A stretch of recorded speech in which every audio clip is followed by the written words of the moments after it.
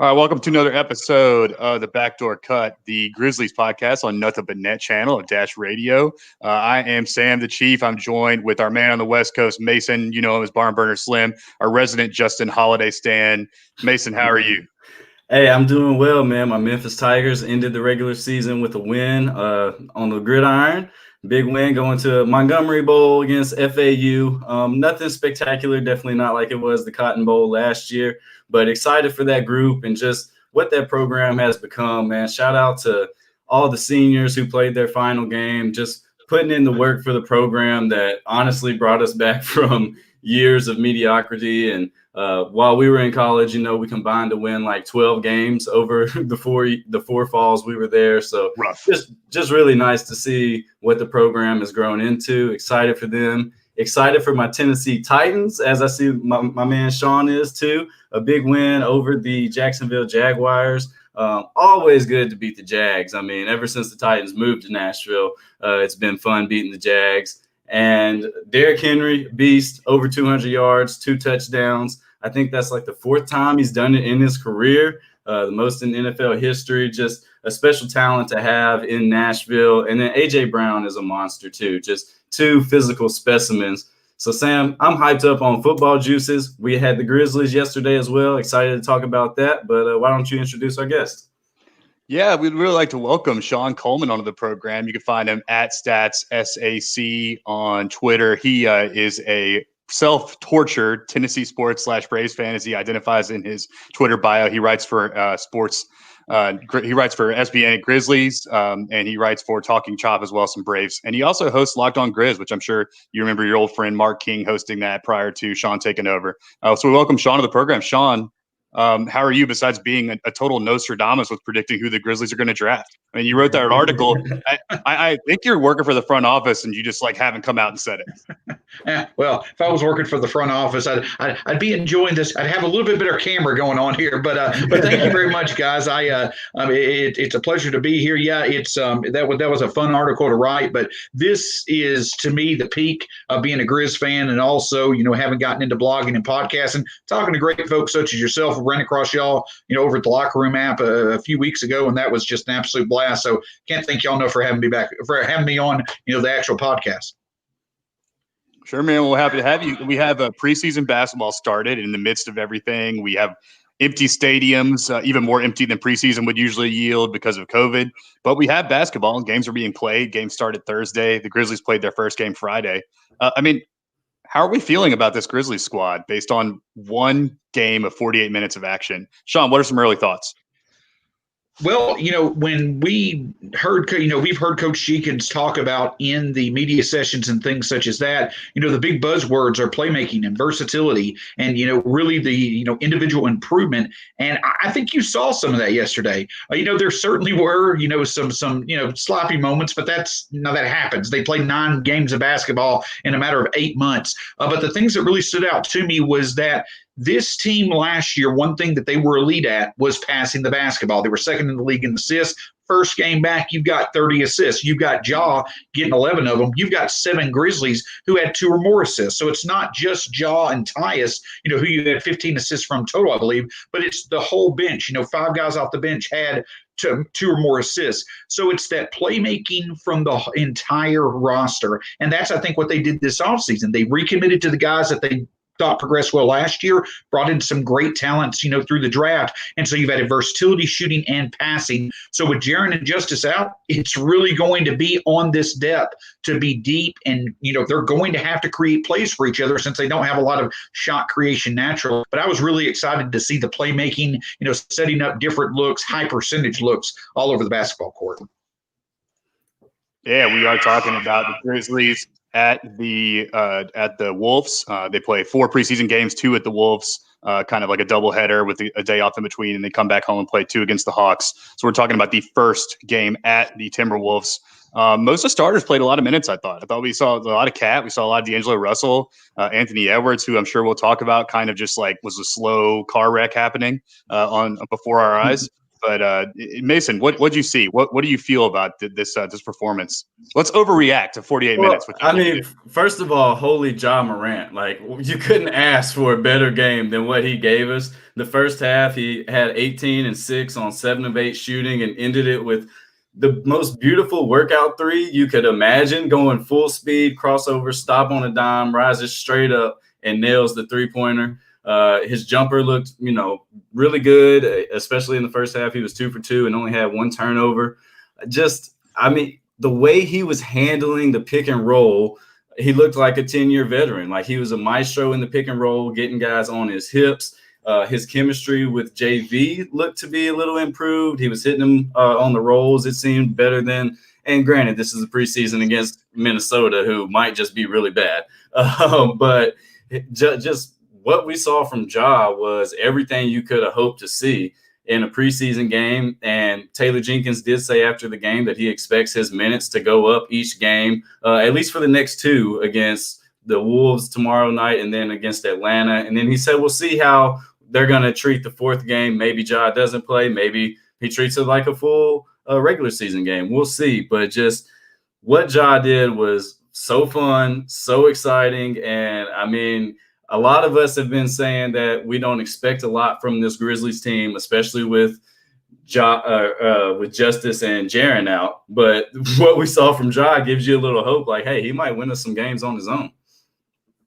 Yeah, we saw a starting lineup too. We weren't sure what was going to happen with the starters. So we saw Ja, we saw Grayson at the 2, Dylan slid to the 3, which is something we weren't surprised to see. Kyle at the 4, which we had called on our last podcast, is kind of a preference from all 4 of us on the pod.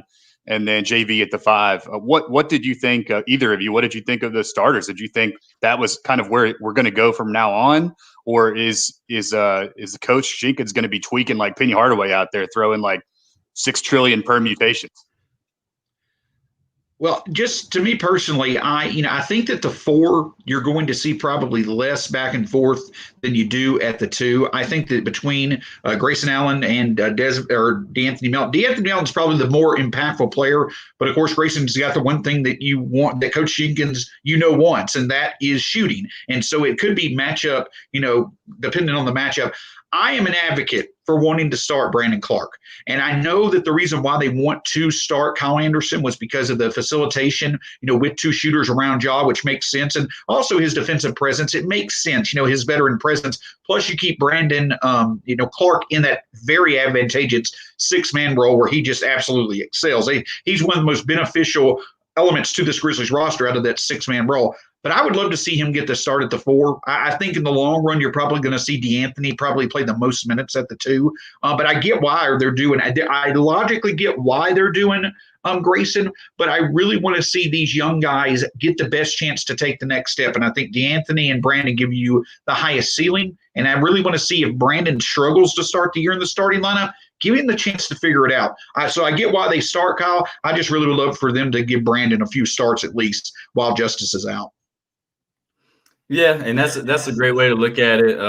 What Kyle showed and just the versatility, I don't think we're going to see Jenkins go away from starting Kyle just based on what we saw last year as well. So I'm just not even going to get my hopes up that Brandon might eventually start starting. That's probably going to take some injuries. But I would like to see if he can be a formidable starting front court player in the NBA, and we're not going to know unless we try. So I do agree on that front. Grayson, I called for him to be a starter, and then he responded with the worst plus minus in the game. I think he was a minus 18. And if we're looking at players who played really bad, you're going to say Grayson and probably Dylan, maybe Tillman, but I'll give him a pass since this is his first game and there was no summer league or anything. But I was kind of disappointed in what we got from the starting wings, just Grayson and Dylan. But what makes me feel good about that is while Dylan played a pretty bad game, he was 2 of 12 and didn't really impact the game a lot. He didn't kill us. He wasn't taking bad shot after bad shot. He was still playing tough-nosed defense, getting into the paint, finding Valanciunas. He did that for the first bucket of the game, which I thought was a good sign. And just 5 assists from Dylan. Is that career high? I don't know. Like, it might be. But he found a way to contribute while struggling to shoot. Him and Kyle kind of switched roles. Kyle had 2 threes and Dylan had 5 assists. It was great to see. And I think that Kyle has a bit more shooting ceiling with Taylor Jenkins than you may think. He came back last year. He admitted that he finally got to 100% around March. That's when Taylor Jenkins came up to him and told him, we need for you to shoot more. So what does he do? The 5 times last year he hit 2 or more threes in a game were from March on, including in the bubble. And now you see the first preseason games he hits 2 threes. So Dylan and Kyle kind of switching roles with who's shooting and who's passing. I'll be up for that all day. I love Kyle at the 4. It's something that we talked about on the pod was that, like, I think that's a better use of his skills as a great defender, a heady player. It's not going to kill us as much that he can't shoot, because at the 4, you're not necessarily required to shoot as much and space the floor. You can kind of stand around in the dunker spot and hit that corner 3, but you don't have to be as flexible as a 3 in the modern NBA. And like you just brought up, Sean, I saw a tweet that said since March he's shot 42% from 3 on 2.5 attempts per game, which is well above average. That's great. And if he can hit that corner 3, 2 a game, I think that completely changes the complexion of the offense. Grayson, every time he gets a shot like this, it's like he just really does not do well. And then he had, like, once you bring him off the bench, maybe he just isn't ready for like the starting limelight or whatever.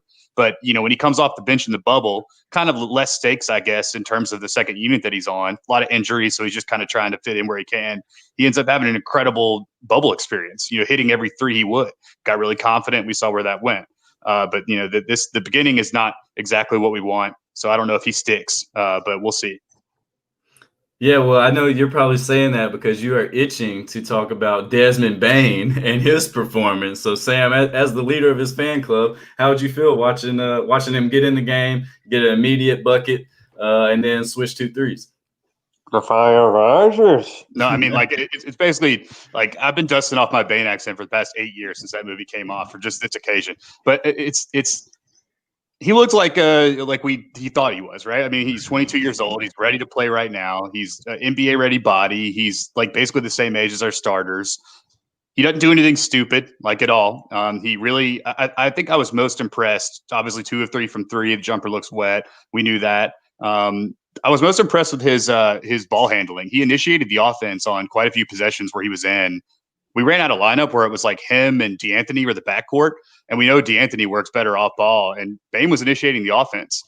He was working his way through pick and roll. He made a couple of nifty across his body to weak side corner passes.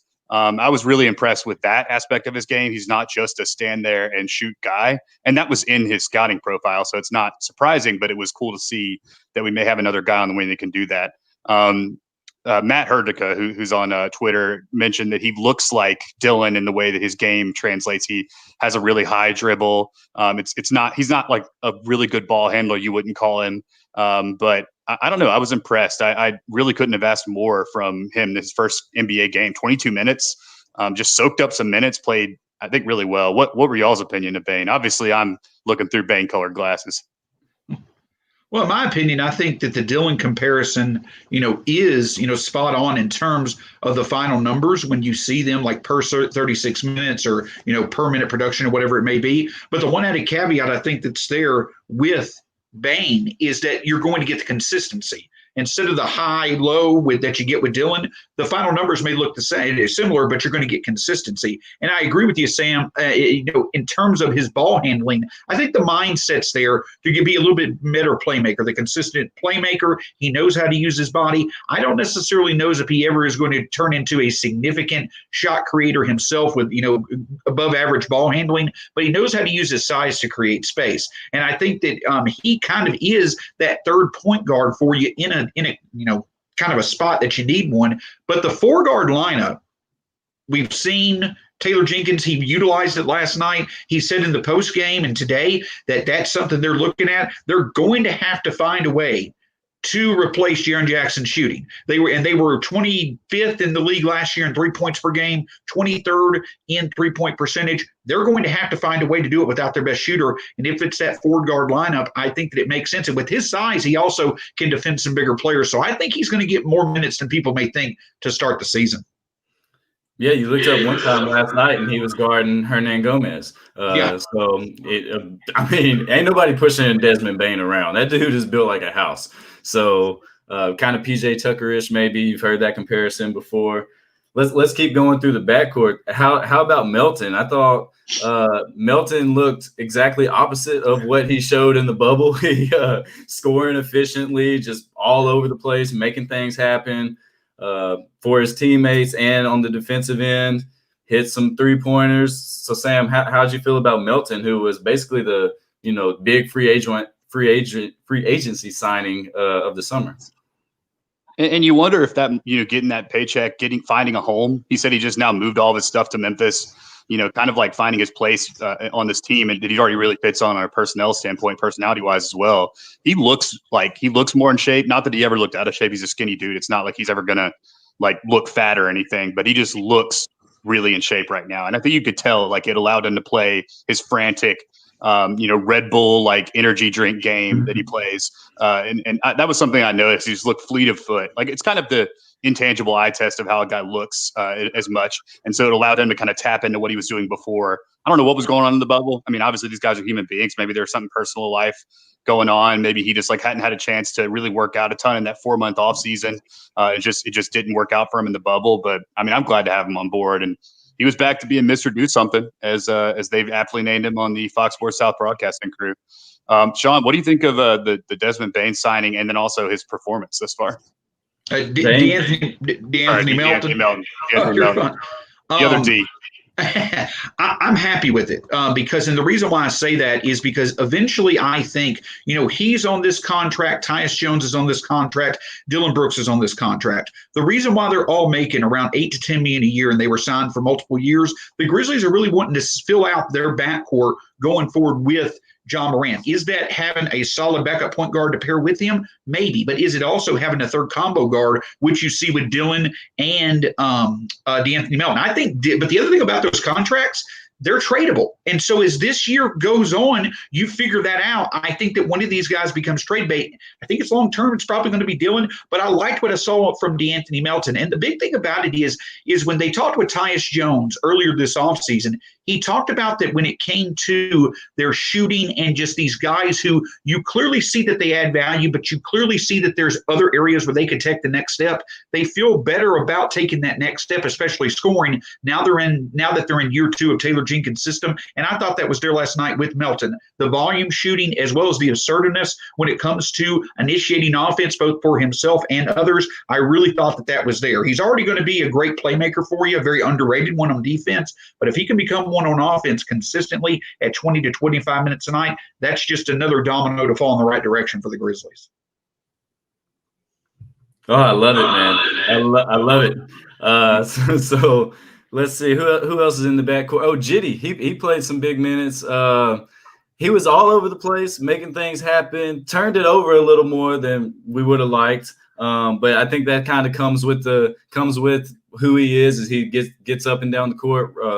And turnovers are going to happen, especially only in his second year, not seeing a whole lot of NBA action. But I mean, he's all over the place. How are we feeling about Jitty? Probably not a rotation player in the regular season. I mean, hopefully not, but a guy who can throw in there, the spark plug type guy when injuries hit.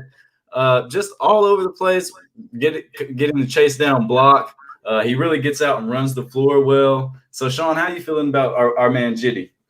Oh, I love Concher. Concher is a absolute wonderful personality. Thing about Concher is that there's the whole is of value more than some type of really just standout asset about his talent level. He doesn't have one thing he's just truly great at or that you feel he will be great at. He's just good across the board. But the intangibles, he's a great part for our culture. He has a wonderful personality. He's someone that gives effort every time he's on there. And like you said, he creates a lot of plays of value from his hustle and his consistent effort. The chase down blocks, being able to hit the open three, doing the playmaking. I think that you're going to kind of get the good with the bad. And I also think that he's the type of player who you easily can see if he ever got 15 to 20 minutes a night, he may be a bit overexposed. But as an end of the bench option, they could probably play 5 to 10 minutes, especially in games that may be already decided earlier than the fourth quarter. I think that he's someone that can fill minutes and can grow into kind of that 10th or 11th man for you with plenty of upside in that position. So I agree with you. He's so much fun to watch, but it's the value that he adds adds in the intangibles off the court and the culture and with the hustle and effort that really makes you glad he's a part of the Grizzlies. I think we're not talking about one guy that I know Mason wants to talk about, and that's our guy Gorgie Dang out there looking like 2009 Amari Stoudemire. Mason, you sent a text about Gorgie separately. You were like, "How about Gorgie though?" And like, hey, I sensed a little excitement in that text. So I don't know where that version was in the bubble because he was not moving like he was last night. But great to see just his activity on defense. I think he had 4 blocks and just a force to be reckoned with. What I like is he plays out on the perimeter offensively, and it opens up the lane for Ja. You have to respect Gorgie's 3-point shot. Somewhat, maybe teams will stop doing that, but it really opened up. Ja took one baseline last night, and that was because Gorgie was up on the wing right next to him, and there was no one in the lane, and that's when Ja had the dunk in the third quarter. But it was just nice to see him active and – I mean, not killing the team, honestly. I'm not expecting big things from Gorgie, but maybe that increases his trade value. Yeah, and I mean, to that point, do we think he's on the roster come trade deadline this year? Or is he's obviously an expiring, our highest paid player, as a matter of fact. Sean, do you foresee Gorgie on the roster before the trade deadline? No, I don't. And I think, it kind of just comes to the point to where you get, you're not expecting a first or anything like that. Could you get multiple seconds for him? Maybe. Could you get a second for him yourself? Possibly. Do you just trade him away, though? No, probably not. I could see you possibly buying him out. I know the expiring contract, though, obviously would be beneficial. But at the end of the day for the Grizzlies, this is, getting back to letting the young guys play. You want Tillman. Tillman struggled a bit last night. He didn't seem to have that same pizzazz in his, performance that you saw with Bane and others. But with Tillman and Porter and Tilly, who probably is the big man I'm the most excited about with his natural talent and his fit with Taylor Jenkins' system. Yeah, I think that Gorgie probably is more than likely traded, and that's what you want. You want Tillman especially, but also for Porter and Tilly, one of those two to step up in support of Tillman to really be able to take Gorgie out of the lineup. And that's nothing against Dang. It's just the way that it's supposed to happen for a young roster. But if he in the early season gets run and performs like he did yesterday, hey, maybe that ups his trade value. But I do think he's traded at the trade deadline. Yeah, I mean, I think that's what we hope for. That's best case scenario, and it'd probably be best for him. The one thing with Tillman is I really didn't notice how bad he played because early on, Cat caught the ball out top, Tillman closed out. Cat faked, and he tried to drive by him, and Tillman slid with him and stayed right in front of him. And that was all I needed to see. After that, I didn't pay much attention to how bad he was. I know the plus-minus wasn't friendly to him, and just kind of looked a little out of sorts with it being his first game. And, of course, as I mentioned earlier, no NBA Summer League training camp is really just getting started. They had a couple days together and then tossed into the fire. So it is what it is, no excuses, and everyone's dealing with the same time frame and having to deal with the same thing with their rookies.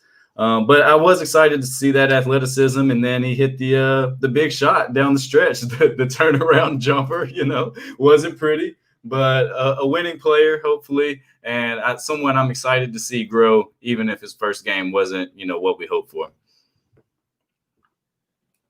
Yeah, and I think also the thing about it when you look at him, the big thing about him is, like I mentioned, the intangibles with John Concher, but it's really intelligence. He's kind of a Kyle Anderson type player. He's for who he is, the big strength for him on offense is the facilitation as a big man, and then the team defense concept, being able to communicate, being able to help, outthinking the opposition, kind of like you mentioned, in the one-on-one situation with Karl Anthony Towns. He's not supposed to do that. But because of his instincts and his intelligence, he was able to. And that's another big thing that really stood out to me was that, we created 10 blocks and 7 steals and got 24 points off 22 turnovers last night.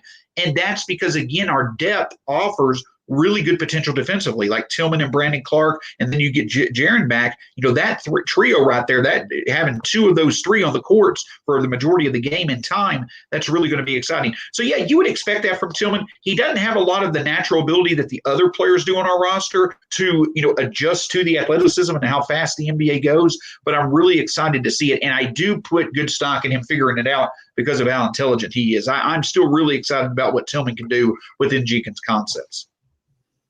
I think the trend for line with these guys that we drafted is that they're going to achieve whatever ceiling their ceiling is. So whatever that means for Bane, whatever that means for Tillman, they are lower ceilings than sort of the shots you take sometimes in the lottery for the high upside guys, but they will reach it. So that's kind of what we're betting on. Is it's a safer bet. And when you're picking low in the first, high in the second, that's kind of what you want because usually the real high upside guys are already taken earlier in the first.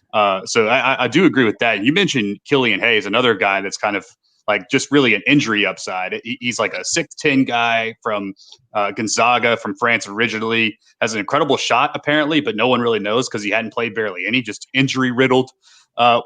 What's going on with him now? Why isn't he playing? What was the injury? And what would you project going forward for him? I think it was the hamstring. I think that he has hamstring type issues, and that's what you're hoping. I don't necessarily think, I can't remember what his injury history was. I do think there was a little bit of concern that he's injury prone, but I think a lot of his injuries were from a few major ones that were just kind of freak accidents that occurred, just one-time things, and they were fixed. You have to hope the talent wins out over the injuries, and that's the thing about it. The reason why I'm so excited about Tilly is because if it's on most two-way contracts, they're developmental guys, they're big project guys that you hope maybe turns into a rotation player. It's not that case with Tilly. It's injuries with him because if he would not have been injured, in my opinion, he's likely a top 15, top 20 pick in this draft because of how well his game translates. Like he's one of the best shooting big man pedigrees to come out of college over the past 30 years. And you look at what Taylor Jenkins prefers for his system. You look at how he develops the shot of those type of players. Tilly is the perfect fit for his system, and that's why I'm so excited. I think that how deep he is on the depth chart may be a bit of a detriment to what he can do to start out. Of course, if he can't stay on the court, that's another big thing. But we saw in the bubble that Anthony Tolliver got starts over Brandon Clark, Gorgie Dang, Josh Jackson, and others because he was the one that could, in some way, shape, or form, show some type of shooting ability. And that's the reason why he started. And that's what I think gives Tilly kind of an upper hand. So I think it's going to be a bit of a slow start, but at some point when he gets fully healthy, he's going to get a spurt going, a really encouraging spurt, maybe towards February, March. And I think that we'll know who he is by the end of the first half of the season. And that's exciting. Then the other front court guy we have is Jonte Porter, who similar situation, injuries, but all the talent in the world and just waiting to see what he can do. So just really impressive what the defense was able to do without really most of our bigs. The 10 blocks is just a product of activity and hustle and just, will to play hard. So that's one thing that we do have is a bunch of guys who are balled in. They're going to bring it every night and they're going to play hard. The shots may not always fall, but this Grizzlies team is never going to be an easy out. Especially if Ja decides to score in the first half and not wait till the fourth quarter, which was another thing we didn't hit on today that was, just encouraging to see moving forward. And he was still able to get his guys going. So he's just kind of finding that balance as a second-year point guard. I mean, it's just uncanny what his potential is for this year. I can't wait to watch him match up with Trae Young this week and just that head-to-head matchup. We kind of got a little rivalry brewing with the Hawks. I think Ja is already better than Trae. I mean, Trae is an all-star, but his team's never, been even close to the playoffs. And Ja just carried a team in the West to the brink of the playoffs, the play-in game. So what are y'all looking forward to in these next matchups with the Wolves and then with the Hawks? Well, I think you hit the nail on the head, Mason. I could not have put it better myself. You said activity, and that's what Taylor Jenkins loves. That's why we are so good on the fast break, is because of how athletic and how fast and how effective a lot of our players are when it comes to movement. And yeah, last night for us to have the performance without a lot of our bigs, it was great. We already, he put a lot of pride in the fact that the Grizzlies were top 10 defending the paint last year. But if we can utilize the same reasons why we're so good on the fast break with activity and movement and discipline movement on the perimeter, that sets up opportunistic plays for us to then get on the fast break. So that activity on defense leads to a strength of being on the run. I really am looking to see if we can consistently do that. It made the difference last night. We hit 2 fewer and 8 fewer free throws, but we were able to overcome that with our defensive activity and how we capitalized off of it. I think that's an area where the Grizzlies have a lot of potential, and I'm really hoping that they continue to display that going through the preseason and the start of the season. So great point. Yeah, I'm looking for, just speaking about this game in particular, we shot 11 of 40 from 3, which is 27.5%. Not great at all. In fact, pretty bad. Still found a way to win the game. Some of that, of course, is in the fourth quarter when the bench units are playing. But, it was still pretty encouraging to grind out a win in different ways, usually in the fast break, as Sean just alluded, despite shooting bad. So, like you mentioned, when the shots don't fall, maybe this team can figure out something else and how to win the game, which goes to their grit and their willingness to play hard. And you know what, Sam? But while we shot bad, I didn't think we took a lot of bad shots. No. I thought important distinction. We were getting to the middle and kicking it out, and it was the shots you want. They just, we're not a great shooting team. We know that. But I thought the culture and the offensive philosophy wasn't just get down there and throw up the first 3 you see, Jay Crowder. It was a little more. We are going to be quick, but it's deliberate. We're quick for a reason. We're trying to get to the middle, kick. Kyle, you cut because we don't want you shooting from the wing, and Ja's going to hit you. Like we saw a lot of good action offensively, I thought. Yeah, and one thing I'm going to be looking for going forward to in the rest of the preseason, really for the rest of the season, is that Kyle Anderson corner 3 to see if it's it's consistent. See if that goes down. He's going to get 2 of them a game. He's going to take at least 2 a game. We'll see if they go down, and let's see if that's consistent. The hitch in his shot isn't there anymore. That is a noticeable aesthetic difference, which is kind of what he said was the problem. That shoulder was really messing with him. And then I also am really going to be looking for and I just had a brain fart, what the other thing I was going to be thinking about. But well, how did they shoot from 3? They shot better. They shot 37%, 13 of 35. So actually pretty well. I don't remember them getting a ton of open threes necessarily. I feel like some of our weaknesses last year were defending the 3-point line. But one thing that I wanted to bring up was in the flow of the offense, there was a couple times where we were struggling to get a ball to go down, and we ended up feeding JV. Like there was 2 back-to-back possessions where we couldn't get a shot, and then on the third possession we came down and fed JV, and he got us a bucket and kind of stopped the bleeding. And that was something that we said last year over and over, like a broken record. When you have a guy like that can get you a bucket in the paint, and you can't do anything else on offense because things aren't falling, feed him the ball. Let him make something happen. And I noticed us doing that kind of within the flow of the game, which was something that we didn't do last year. Now, that might just be a bunch of guys that were really young, just another year older playing together, probably what it is, but that was encouraging to see. Any other thoughts on this game? Or what, Mason, you like the Hawks matchup? You want to see Trey versus Ja? Hawks are a better team than the Grizzlies on paper, and they're healthy right now. So that could be whereas I don't think the Timberwolves are. I think you can definitely argue with us injured, maybe the stakes were a little bit evened. But, I think that the Hawks are for sure a better talent team. So it might be exciting to see us go up against that. Well, hold on. Let's back up. And we didn't really talk a lot about Anthony Edwards, but the number 1 pick coming off the bench in a team that has, sucked for years, just to be brutally honest. Not great. Not what you want. Imagine us picking Ja and not starting him even in the preseason game. I know maybe the fit's not there, and you got to think Edwards will be starting sooner rather than later. But uninspiring performance from that Minnesota team. I know they haven't played in 8-9 months, so maybe that is some of that is due to the inactivity of their team. We all know what Cat has been through. I mean, a hellish offseason. Definitely sending our thoughts and prayers for him and his family. Just can't even imagine the pain and sorrow that his family's been through. But despite all that, Minnesota, I mean, one of the worst teams in the West, I think. And I think I penciled them in as a team that we should be better than, even without Jaren and Justice. Sean, what's your thoughts on the Timberwolves kind of overall outlook? Well, they have playoff aspirations, and, they re-up Malik Beasley. They brought in Juan Hernan Gomez. I can't even get his name right, but that's kind of going to be their other big player that they have, in that front court.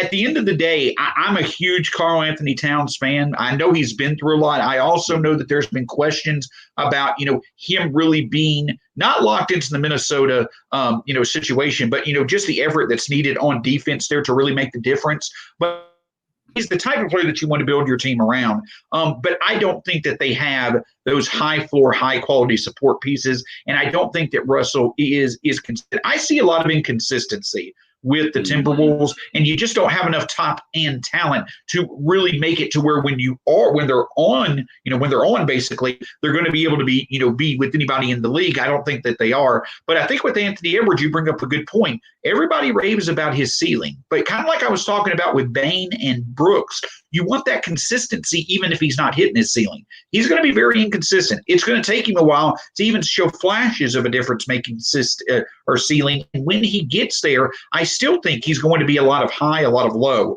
And so I don't think that that's standing out, that's going to be a likely outlook for his career. You don't consider that being likely for a number one pick with him. I think it's more than likely. So I agree with you. A struggle to start out with, but I think it's going to be a longer transition period for him than it is for most number one picks. Yes, Sam, any thoughts on Edwards? It was tough. I mean, and you wonder why he didn't start, really, because, we saw a Kogi start at small forward. It's not like it was some other guy that's given him consistent minutes. He's been as much of a flash-in-the-pan guy as any of their other wings.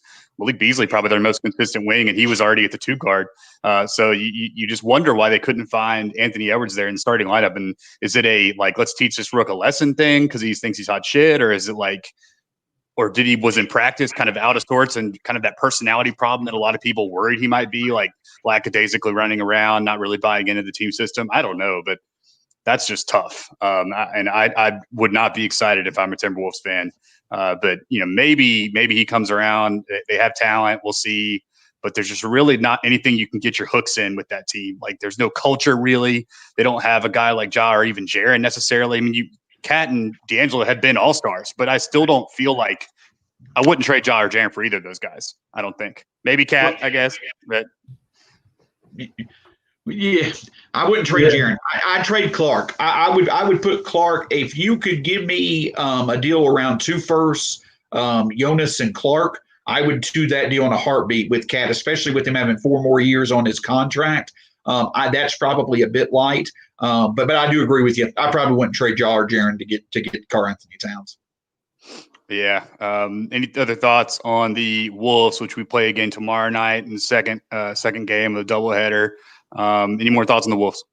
Well, the thing that I'll also say about them real quickly is that when you look at them, they're kind of to the point that, I talked about it yesterday on Twitter. You look at that next big guy who you could see as a trade target, maybe in the next 12 to 18 months, if he gets disgruntled. I think that Karl Anthony Towns has a better chance of being that guy than most people might say.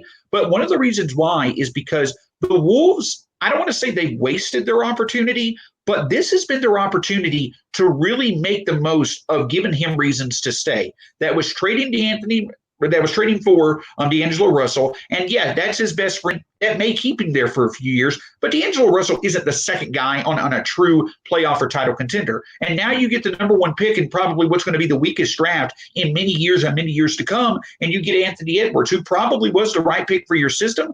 But his inconsistency. So they've hit like you would love to do in their situation of trying to keep Karl Anthony Towns here, but the talent that it's generated, I don't think it's really that much difference making long term. So I think that they've made the right moves. It just has not been the talent that you would hope would be there. And so I think that, yes, they probably don't have the outlook as many might hope. And it's really just crazy how the timing affects everything. When it was our turn, we got Jaren Jackson and John Moran, and the Timberwolves got Cat, but never that other piece. And there was always the speculation about Devin Booker maybe coming to join up in some form or fashion. But now that he's got Chris Paul, you can't imagine he's going to be asking out anytime soon. But who knows? We've seen crazier things in this league. Stars get disgruntled all the time and ask for trades, and what they want usually happens. So, but yeah, I would definitely trade Brandon Clark and 2 firsts for Cat.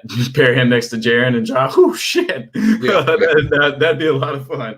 But so we got the Hawks this week. I know they lost the first game to the Magic. Won the second, I think. But Trae Young 2 for 9 in 22 minutes to start off the preseason. He couldn't be my point guard.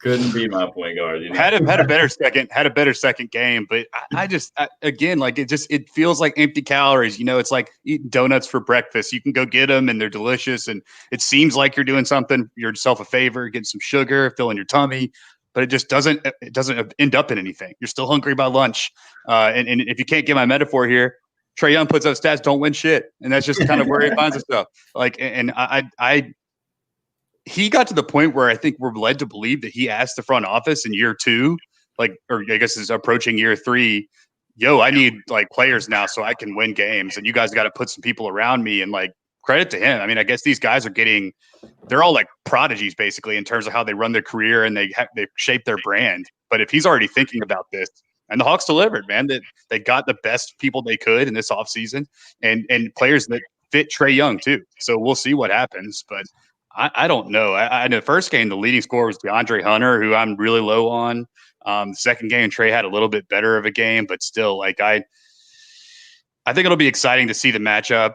Trae's obviously not a good defender, so you wonder they're probably going to slide over their wing on Ja and probably have Trae guard Dylan or DeAnthony or whoever we start, maybe probably Grayson, and we'll look for that. But I don't know what is your outlook for the Hawks this year? I know I'm pretty low on them.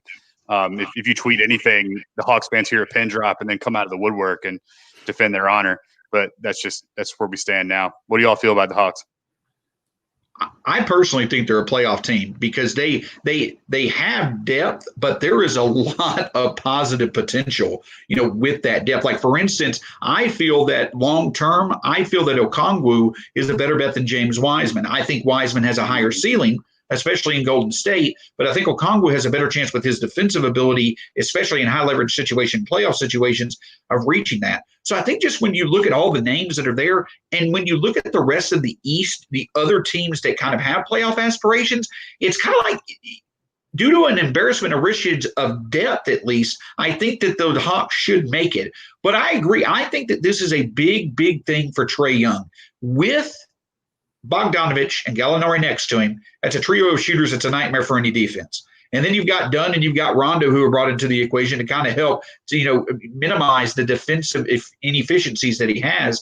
They played really to the net value of Trae. So he may take a bit of a step back in terms of his quantity, but is there a big step up in terms of his quality? And if there is, that's a big sign for Trae Young. And then they become, long-term a big playoff contender in the East. But if there's not, is it always going to be a quantity play with Trae Young, where there's really not a difference made in his defense negates from his offense? So I think that, yes, it is a playoff year for the Hawks, but I think an even bigger thing is, can Trae Young truly be a difference-making top 1 or top 2 talent on a potential East contending team? You don't typically see point guards like that. You typically see them being the number 1 supporting cast member for the main star. But I think this is a big year for Trae Young in terms of that net value. Can he add quality to his, obvious overall quantity that he offers? Yeah, and even though I hate on Trae, I am right there with you. I think they're a playoff team in the East, probably a back end of the playoff team. I don't expect them to advance past the first round, but I caught about 6 minutes, and I enjoyed the energy they were playing with. They get up and down. Capella's flying around the rim. Collins is looking to fly around the rim, but can also spot up and shoot. They got depth, like Sean was saying. They got good players across the board, so it will be 2 fun preseason games. Like, at least when there's more talent. There's more talent on that team than on the Timberwolves. They're going to be fun to watch. Bogey, I mean, they just bring a whole different dynamic than kind of what we're used to with the Timberwolves. The Trae Young, how they're going to hide him, if it is on Grayson. That's just things that we can work on that will help us in the season. If Ja has a bigger defender on him, which, Grizzlies fans are familiar with from the Mike Conley days, putting someone like Kawhi or just a longer wing defender to kind of slow the smaller point guard down. So see how we look with that, because inevitably that is going to happen throughout the season. But the Hawks, I mean, overall, I'm not super excited about them. I think they make the playoffs, but first round exit. And I kind of think that's what they are for the next few years with the moves that they've made, which is why I wouldn't have made the moves that they did. Well, and I'll say this about their contracts is that, and their GM already kind of hinted at it as well, is kind of like the Grizzlies are doing with their backcourt situation with Melton and Tyus and Dillon. Sign them all to 10 a year, give them multiple years. Let the one that's going to be a true long-term piece step forward. The other two become trade assets for money matching purposes to get a better quality player. Well, with Gallinari, Bogey, and others, you potentially see if you could use them as a trade asset, even if you have success this year. Because with Trey, you've got the personality there to really bring in a star. Because Atlanta can support a big-time star. It's probably going to have to be a trade. But for me, when it comes to the Hawks long-term, regardless of what happens, they've got to build around Collins, and they've got to do everything that they can do to develop Cam Reddish. He has true difference-making potential. It may or may not happen, but it could, especially if Atlanta has success this year. So I think that's another element to it. The Hawks have set themselves up to make the playoffs this year, but with the right creativity, with the type of effectiveness like our front office has had there in Atlanta, they could turn this into a really good long-term situation. Yeah, and Trey hasn't been able to do it yet on any team, including his college team. He really has always been the stats guy that doesn't translate into wins. But this year is the year where you determine whether or not he can do something else, because he really does have the right personnel around. So it's kind of like a test beta year to see what he can be. Cam Reddish, I agree, he had a great end of last season. Really came of his own after just a horrid shooting beginning of the season. I like him too. I like him more than Hunter, I think, although Hunter's a safer pick. But obviously still probably not worth not getting Luka. But here we are. I feel like that's like the constant cliff note on every Hawks discussion. But then there's a question of whether Luka would be good in Atlanta, and there's all that sort of shit I get for sure. But I don't know. I can't really get excited about them. We'll see what happens. Depth is important, though. That Sean brought this up, made me think about on one of Simmons' pods. They were talking about, or maybe it was Hollinger. He was talking about how the variable this season is COVID, a variable unlike any season ever, and what does that mean, right? Like what can we hypothesize based on this variable we don't understand? And they were talking about how it might help teams that aren't as good versus teams that rely on like a Lakers, for example, where they got if AD and LeBron go down with COVID, I mean, that's just any other team, right? Lakers on a Tuesday night without LeBron and Anthony Davis isn't striking fear in anybody, even though they did get better. Whereas like a team that's not maybe as talented top heavy, but just kind of has guys like Orlando Magic, for example, or I would even argue us or the Hawks, certainly a team with depth really is at an advantage in the COVID era, because if you have a couple guys go down, if you just have depth, if you just have guys that don't suck, that really matters. And so that's going to be a thing. We're going to see these games get heavily affected by COVID. I mean, we've already seen guys not show up to training camp for reasons. And of course, for HIPAA reasons, the coaches can't just totally air them out. But, that's going to be an interesting component of depth this season that'll matter more than any other season. Because it's not just injuries that take guys out. Now it's this virus where you could be fine, but, you could be asymptomatic even, but you're going to find out whether you have it because they're getting tested frequently. Well, and the Grizzlies, pointed that out with their two ways. That I think, I don't know if it's been stated, but that's what stands out to me about McDermott and Tilly is that if you have COVID strike the team, you then have two true guys who play in the front court. I mean, when you look at the Grizzlies roster, really the only two players that stand out as small forwards are Kyle Anderson and Sean McDermott in terms of their natural position, more than likely. So if we get guys that go down, I think that Taylor Jenkins made it to a point to where, well, at least we have a backup two-way player who can come in and still shoot the ball, both from the power forward or center position and then from the small forward position.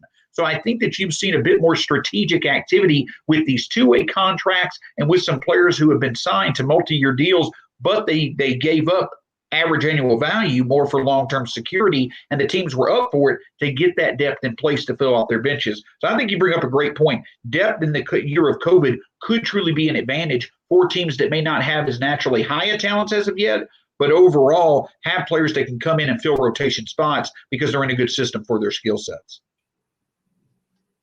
Yeah, definitely a great point. And, can't have too many players that don't suck. So, especially at this the old Chris Vernon adage, just right. Have guys on your roster that don't suck because that matters, just in general. Like in practice, I mean, these guys play against each other. That's generally how they're getting better. So there's definitely some credibility to that. And it sounds self-evident, but it makes sense. What about around the league? I'm trying to think of anyone who we've seen other than the Grizzlies who have been impressive. I know, Taylor Horton-Tucker looks to kind of be the star of the preseason so far. He had 33 points tonight, had, I think, like 19 and 9 against the Clippers the other night. The Lakers beat the Clippers 2 times in a row without LeBron and AD. Got our first look at Marc Gasol in a number 14 jersey.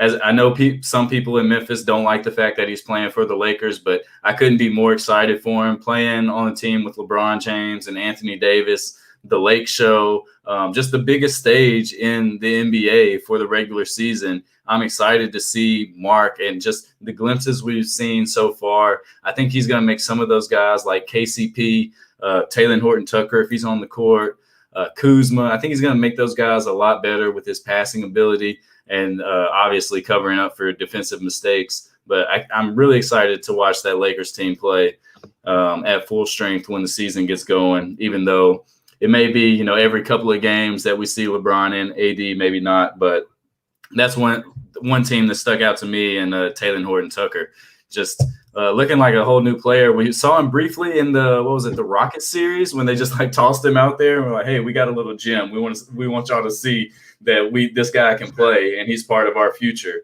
And then in the preseason, it's kind of been his show, him and Kuz, without LeBron and AD, and they look to be willing, solid rotation players. But we'll see. It's preseason, obviously. I saw the Blazers play. I mean, they look good. They trotted out their lineup of Dame, CJ, and Rocco at the 4, and then they had who they had playing at the 5. Enes Kanter, and they had Derrick Jones Jr. at the 3. Derrick Jones Jr. I saw made some great open threes, kickouts, and just being active around the rim. They look good, man. That's kind of the great personnel around Dame and CJ. And I know everyone's been sending their Ds about their offseason, but they look good. And I mean, maybe they kind of return to that top of the West prominence and make deep playoff runs when you got a guy like Dame who can shoot from anywhere. So they look good that I saw. I watched, on the other hand, watched the Knicks twice. I don't know why, because I like hurting myself. And Obi Toppin's kind of fun, but he runs so goofy. He runs like a Matrix character, where he runs like this with his arms like giant wedges. But anyway, RJ Barrett, you want him to have a breakout season, number 3 pick. I really like the kid. Me and Mason were high on him. We were called Maple Mamba and shit, and we were fully in on. Don't bring that up. Don't bring that up. Yeah. So and really, it's product of a bad system, just a bad team to get on. You really can't blame the kid yet because he seems like he is a good kid. The first game I saw him play, though, he ended up having a pretty good second half of the game. But on one play, he was on the wing. He shot a 3. It bricked off the side of the rim. One of his guys, I think Mitch Robinson, rebounded it, kicked it right back out to him. He shot the ball even more confident this time and airballed it. And I was like, that sucks. That to me is a player that is really struggling on confidence or just his abilities or whatever. It just was kind of a microcosm. I know it's preseason, I know it's the first quarter, but it was the most Knicks. It's just cut that out and put it on the Knicks header and just let me look at it all the time, because it was funny to me. But obviously, if you're a Knicks fan watching that, not what you want to see from your number 3 pick, potentially the second or first or third best player on your team. Sean, did you see anyone around the league? Any games you want to catch on League Pass? Talk about? Well, and I'll say this, I won't mention all the names, but kind of general groupings of players. One hopeful bright spot of this season, despite the you don't know what to predict about COVID, is all the stars that are going to be back. And from that, you're going to have a few other teams that are going to be contenders. You got Steph and the Warriors. I know that they're without Clay, but then you've got Kyrie. You've got, Durant. I'll tell you this, another name that I'm really, really excited to see is Nurkic. We saw just how much of a difference maker he was in the 2 games with the Blazers versus the Grizzlies. I think he's a big get for the Blazers that really make them possibly a top half of the Western Conference playoff picture type team. John Wall, he's looking good back in his run as well. So you've got those stars back and those difference makers back. But in that same Knicks game, Sekou Doumbouya, I can't never pronounce his last name, he had a really efficient game. So you've got these different levels of groups of players coming back. The stars coming back. You've got, in a weak rookie class, over the past 2 or 3 years, some guys who have been injured, like Marvin Bagley, Sekou. You hope that RJ takes off. That group of players, those young post-type players, You've seen some encouraging factors from them. But yeah, I think that those are the type of players that I'm really excited to see. And if we can get multiple versions of that coming back, it really adds to the depth of the NBA and the excitement that you see. But RJ Barrett was going to be a name that I mentioned. His type of game tonight, if he can put that together consistently, he's going to show just how true of a talent he is. Real quick before we go, the over-under odds are out in Vegas, and pulling from Vegas Insider, the Grizzlies are at 30.5 wins on the season, currently sitting at 11th in the conference. So just narrowly missing the play-in game, which is, to me, worst case scenario of the season, is, not having the worst lottery odds and at least not a chance to shoot our way into the playoffs. 10th is Houston Rockets at 34.5. Pelicans are 9th at 36.5. Below us are the Spurs at 29.5. So a game below us at 12. Sean, what do you think of that over/under? Are you picking over or under? I'm going to pick over, slightly over. I'll put us. Let's see, it's 72 games. I'll put us at 32 and 40. I think. It's kind of been mentioned. I think that in this case, the Grizzlies, I don't know if they're going to have as much external things happen in their favor, because you do have a lot of teams that are back. Even with the Rockets kind of breaking it down, Wall and Harden probably give you a more consistent ceiling, for instance, and the Warriors and the Suns and all that. So I feel they finished 11th or 10th, but I agree with you. See, in my opinion, we're kind of in a position this year where there's really no bad outcome because of how good last year was. I really would love for us, if we're not just clearly in the playoffs, I think that actually works out to our benefit. I really want a guaranteed lottery pick in 2021. So we need to make the playoffs. I know the players want to make it. I would love to see that. But I also think that in terms of our long-term future, we actually benefit if we don't. So I think we're kind of in the season. 32 and 40 will be my prediction. But the great thing about it is that no matter what, we benefit from the outcome. That's what makes me excited. Yeah, I got us at 34 and 38, as I said on a couple pods ago. So I picked the over as well. The line used to be at 32, and it shifted down to 30 in the past week, I think. Of course, you have to assume health when you talk about these things, which might be kind of a fool's errand when it comes to the Grizzlies. But I mean, I'm of the opinion that, and I propose this, and I'm probably not the first person to say this, but I don't know if I've coined this either, but I feel like we're in a soft tank situation, and that's where a front office essentially sets up a team to lose, but not like so aggressively where the team feels it. And I see that in the Jaren kind of like rehab from his injury. He could play, right? And I mean, obviously it's safer to fully rehab and all of that. His meniscus injury. I don't know what the difference in 3 more weeks does. It's obviously better to rest than not. And then the Justice injury is also very nebulous, and it's classic Grizzlies PR Twitter where we don't know what's really going on there. Then he's rehabbing from this hip injury that was really ambiguous, and all this too. So we see, starting the season without 2 starters, kind of maybe setting us up to bank more losses than we thought we would have if we'd been healthy. And so, maybe we'll see a little bit more being really careful with our guys this year, like resting Ja, not playing as many minutes, that kind of steer us into losses. In a shortened season, no fans, no real economic disparity. You've got all the season tickets in the Grizzlies Stadium are going to be paid for. So all the fans that are there have already paid. So it's really, you're not losing any money. If you are going to lose a lot of games, this is the season to do it, not only for the draft and the fact that there's just an insane amount of wings in this draft, and that's the position we need. So I wouldn't hate it if we just kind of like go off the cliff, but in like a way that doesn't discourage the guys, kind of in a way where it just happens to happen, and not in a tanking like the old Sixers of old, so to speak. Mason, what do you predict over under, and then kind of general thoughts on the season as it goes on? I'm going to take the under, about 27 wins, that buffet of wings in the 2021 draft lottery. Ooh, lemon pepper, barbecue chicken, honey gold. Yeah. It's just too tempting, man. So I'm going to try to speak this into existence. But I expect us to be a competitive team all season. Lord willing, staying healthy, especially with Ja. If Ja goes down, obviously all this is out the window anyway. But, I expect us to be in a lot of games, and I think last year we played our best ball at the right time when the schedule and everything just synced up just perfectly. And I'm not so sure that we get that luck this year. And I just kind of feel it being a tough year, especially if we're going to be playing more teams in the West. We don't know what the second half of the schedule looks like just yet, but I just think that it's going to be some growing pains. We're going to have some games that we could have won that we don't, and fans are going to be frustrated, but then we're going to realize this is Ja Morant in his second year. We're lucky to be where we are, and he is progressing into a superstar. Maybe he's even on the all-star team. I think that would be a great thing for the team, for the city, and just a goal to accomplish for this team this year is if Ja's an all-star, then, obviously that would be great, but not expecting this team to rack up a whole bunch of wins. I think we got a tough schedule, and just like I said, I don't think the luck is going to be on our side this year.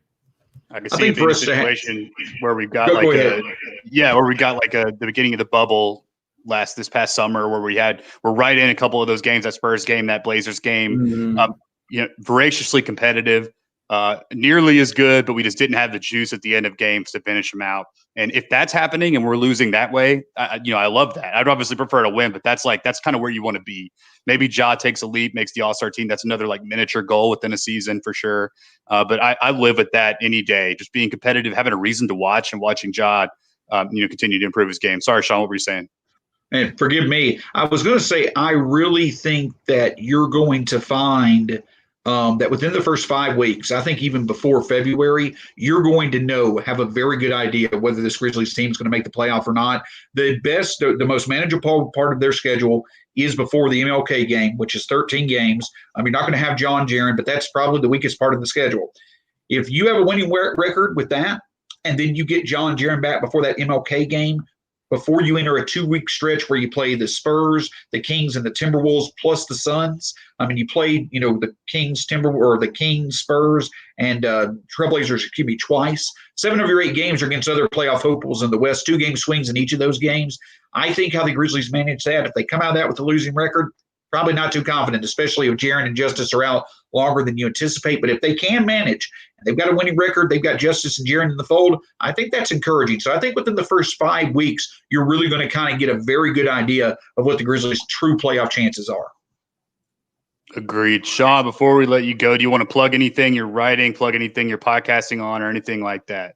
Oh, thank you, guys. And over at Locked On Grizzlies, we're going to, have plenty of player previews, going to have some folks on, from around the Memphis market looking for season previews. I'll certainly be reaching out to you guys as well because, it'll be good to catch up with y'all. We need to do this more often. Y'all are great, and I highly appreciate the opportunity. But, Mason, I'll say this. We were talking about the wing creators. I'm kind of in a dilemma. Because Tennessee, I'm a big Tennessee Vols fan. Don't hate me, but I'm a big Tennessee Vols fan. We've got potentially the first time ever where we could have 2 lottery talents in Keon Johnson and Jaden Springer.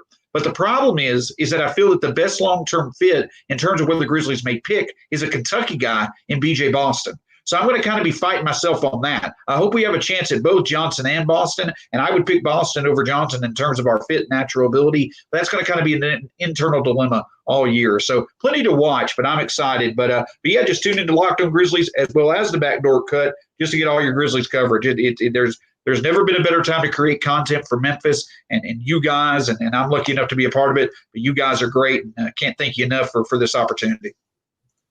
Well, we appreciate having you on, man. Check out Locked On Grizz. Check out everything Sean's writing. Mason, it's good to see you. We're gone.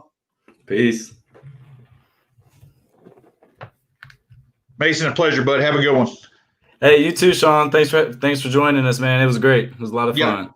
Same here. All right. Take care.